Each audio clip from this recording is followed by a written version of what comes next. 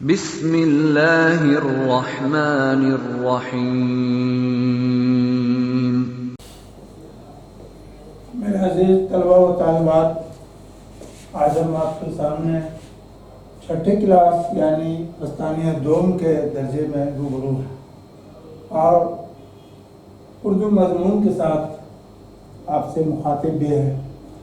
بچے، آپ اچھی طرح جانتے ہوں گے آپ طلبہ عزیز کے لیے علمی تعاون اور انقلاب کے لیے بہار اسٹیٹ مدرسہ ایجوکیشن بورڈ کے چیئرمین جناب عبدالقیوم انصاری صاحب نے آن لائن کلاس کا انتظام کیا ہے۔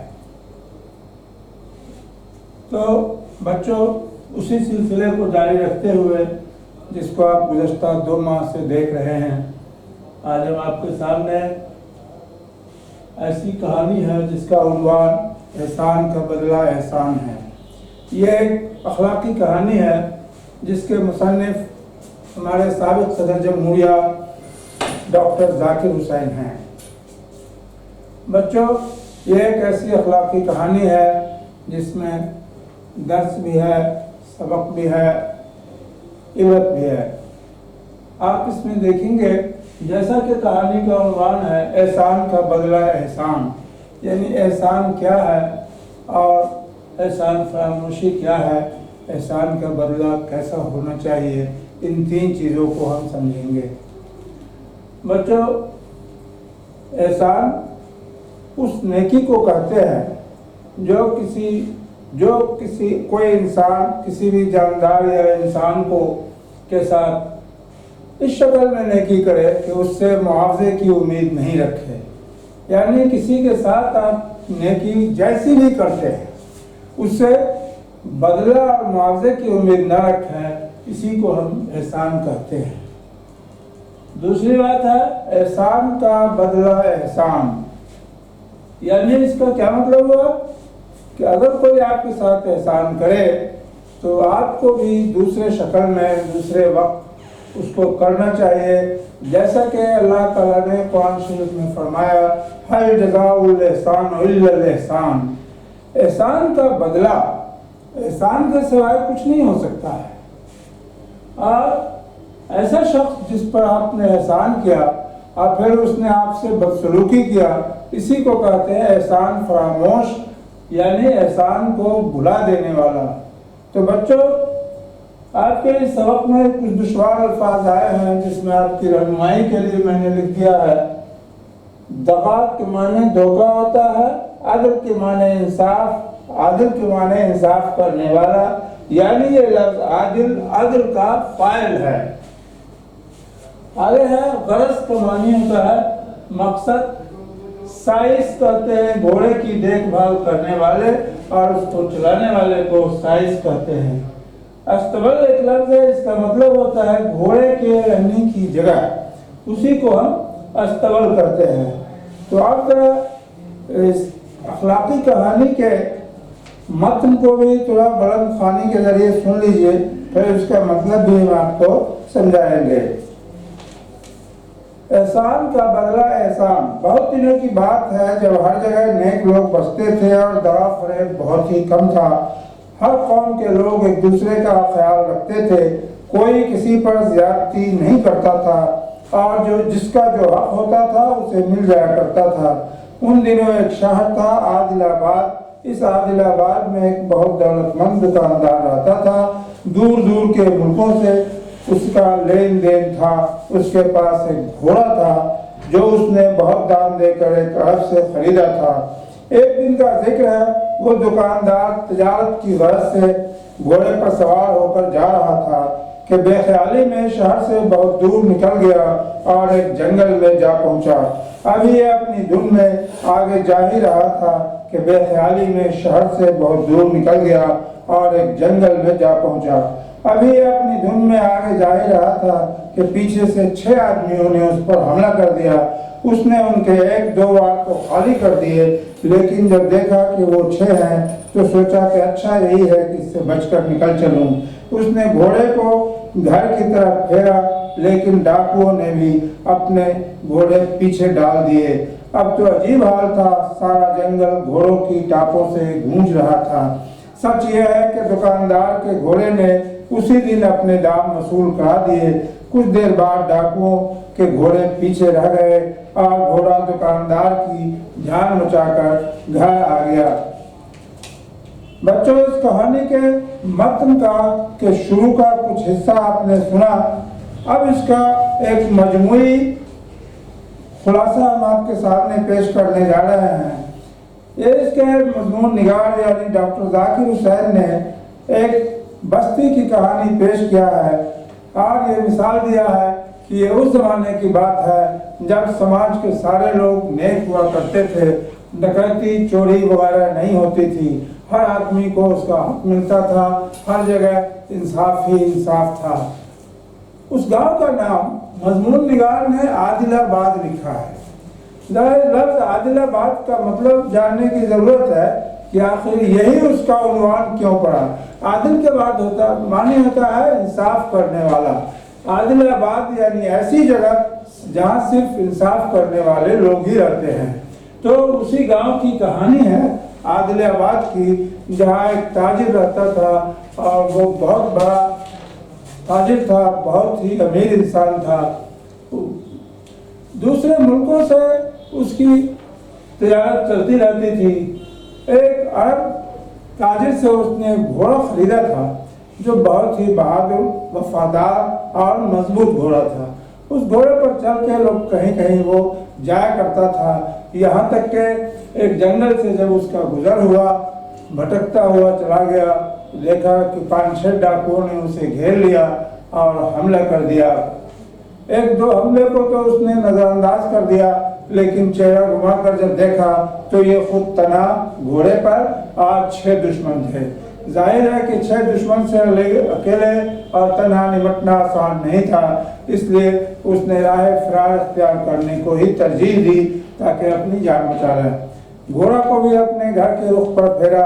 گھوڑا ایسا وفادار جانور تھا کہ اس کو لے کے اتنی تیزی سے بھاگا کہ ڈاکوؤں کے گھوڑوں نے بھی تھوڑی دور تک تو اس کا پیچھا کیا، لیکن اس تاجر کا گھوڑا اتنا تیز رفتاری سے دوڑ رہا تھا کہ ڈاکو لوگ پیچھے رہ گئے اور یہ گھوڑا اپنے مالک کو لے کر اس کے گھر میں پہنچ گیا۔ بچوں، یہاں پر قابل غور نکتہ یہ ہے کہ گھوڑا وفادار تھا، اس نے اپنے مالک کی جان ڈاکوؤں سے بچا لی اور اتنی تیزی سے جنگل سے بھاگا کہ ڈاکوؤں کے گھوڑے پیچھے رہ گئے اور اس نے یہاں پہنچا دیا اپنے مالک کو۔ لیکن اس کے ساتھ ہوا کیا، جب وہ گھر پر پہنچا تو اس کے ٹانگ بیکار ہو گئے، یعنی کمزوری کی وجہ سے لوز ہو گیا، اور بھی اس کی کمزوری، آنکھ، یہاں تک کہ آنکھ بھی بھاگ گیا۔ گھوڑے کے اس مالک تاجر نے اپنے سائز سے کہا کہ اس نے آج بہت محنت کیا ہے، اس سے دوسرا کوئی کام مت لو، اس کو بیٹھ کے کھانے کو دیا کرو۔ سائز نے سوچا کہ گھوڑا بے زبان ہے، اس کو کیا پتا، 2-4 دن تک کھانا دیتا رہا اور اس کا بل اپنے مالک سے لیتا رہا، یہاں تک کہ اس نے سوچا کہ یہ گھوڑا تو بے زبان جانور ہے، یہ کس سے کہنے جائے گا، اگر اس کو چھوڑ بھی دیں گے تو کچھ مال کا فائدہ ہم کو ہو جائے گا۔ چنانچہ اس نے اس کو کھانا دینا بھی بند کر دیا۔ بچوں، ایک بات انسانی زندگی میں انسانی فطرت کی جو بات ہے اس کو سمجھنے کی ضرورت ہے۔ انسان کو اس کے عمل کے ذریعے پہچان لیتا ہے، لیکن بے زبان جانور آخر کیسے پہچانے گا اور اپنے دلی احساسات کا اظہار کیسے کرے گا؟ بچوں، یہی بات جاننے کی ہے۔ پہلی بات تو یہ ہے کہ ایک انسان کی وفاداری نہیں کر سکتا ہے جتنا گھوڑا کرتا ہے۔ گھوڑا بہت وفادار جانور ہوتا ہے۔ اگر اس نقطہ نظر سے دیکھیے تو انسان سے اچھا اور درجے میں بڑا وہی گھوڑا ہے، جو انسان احسان کا بدلہ نہیں ادا کرتا، لیکن گھوڑا وفاداری میں جان تک دینے کو تیار رہتا ہے۔ تو بچوں، اس طرح جب اس نے کھانا پینا دینا بند کر دیا تو وہ بھوک سے بھی پریشان تھا، آنکھ بھی بھر گئی تھی۔ کہا جاتا ہے کہ اس عادل آباد قصبے میں ایک جگہ ایسی تھی جہاں ایک طرف مسجد، دوسرے طرف مندر اور بیچ میں ایک ہال تھا جہاں انصاف کا ایک رسی نیچے لٹکا ہوا تھا، کسی کو بھی کوئی ضرورت ہو، فریاد کرنی ہو تو وہ جا کے اس رسے کو پکڑ کے ہلاتا تھا اور گھنٹہ بجنے پر اور لوگ حاضر ہو جاتے تھے۔ اسی طرح گھوڑا بھی گیا تو اس کو اس رسے کو پکڑ کے ہلانا تو نہیں آتا تھا، لیکن اتنا بھوکا تھا کہ اس رسے کو دیکھ کے اس نے کہا کچھ ہمارے پیٹ میں چلا جائے گا، چنانچہ رسے کو اپنے منہ میں چبانے لگا۔ اس چبانے کے عمل میں رسہ جب نیچے آیا تو اوپر گھنٹہ بجنے لگا، اور اس کے بعد ہوا کیا کہ جیسے ہی گھنٹہ بجا گاؤں کے لوگ آباد آنے لگے۔ مسجد میں مسلمان بھی نماز پڑھنے آئے تھے، مندر میں ہندو بھی پوجا کرنے آئے تھے۔ ان لوگوں نے دیکھا کہ گھوڑا گھنٹی بجا رہا ہے، تو آ کے ان لوگوں نے پوچھا کس کا گھوڑا ہے، کیا کر رہا ہے؟ تو لوگوں نے بتایا کہ فلاں تاجر کا گھوڑا ہے۔ اس تاجر کو بلایا گیا اور کہا گیا کہ تمہارا گھوڑا ہے، یہاں کیوں آیا؟ وہ بہت ہی شرمندہ ہوا، اس کو ڈانٹا بھی گیا کہ کیسا وفادار گھوڑا تھا جس نے تمہاری جان بچائی اور تم نے اس کے ساتھ یہ سلوک کیا۔ وہ بہت شرمندہ ہوا اور دیکھا کہ گھوڑا کے آنکھ سے آنسو ٹپ ٹپ گر رہا تھا، اس کے گردن پر ہاتھ پھیرا اور اس کو پکڑ کے لے گیا۔ تو یہیں پر یہ عنوان اس کا ثابت کرتا ہے کہ احسان کا بدلہ احسان جو ہے آدمی کو کرنا چاہیے، اور اس کا اثر عملی زندگی میں تو پڑتا ہی ہے، یہاں سے لے کے دنیا سے لے کے آخرت تک اس کا فائدہ انسان کو ہوتا ہے۔ تو بچوں، یہ کہانی جو ہے ایک اخلاقی کہانی ہے، جو جس کو آپ نے سمجھا اس کو آپ کو چاہیے کہ اپنے عملی زندگی میں اس کو اتاریے۔ جہاں تک اس سے سبق کی بات ملتی ہے تو آدمی کو اگر کسی نے آپ پر احسان کیا ہے تو آپ پر یہ فرض بنتا ہے کہ کہیں نہ کہیں اس احسان کرنے والے پر احسان کریں، اس لیے کہ ابھی آپ کو بتایا گیا اللہ تعالیٰ کا فرمان کہ هل جزاء الاحسان الا الاحسان، احسان کا بدلہ احسان ہی ہو سکتا ہے۔ تو بچوں، ایسی حالت میں جب کسی نے آپ کے ساتھ احسان کیا تو اس کو بلانا نہیں چاہیے۔ اس کہانی کا اصل مقصد ہے جو پہلے ہم بتا چکے ہیں کہ احسان کیا ہے، احسان کا بدلہ کیسے ہم دیں گے، اور جس نے احسان کو بلا دیا اس کو کیا کہیں گے، یعنی احسان فروش۔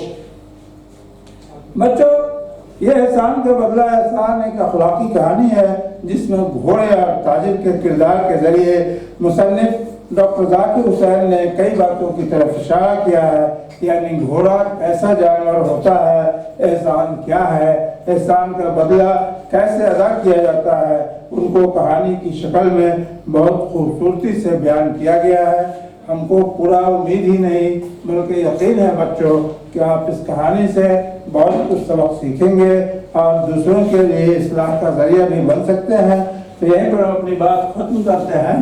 اگر آپ کو اس کہانی کے سمجھنے میں عنوان کے حوالے سے کوئی بات اگر آپ کو قابل اعتراض یا سمجھ میں نہیں آئے تو آپ اس کو کامنٹ باکس میں ضرور ڈالیے۔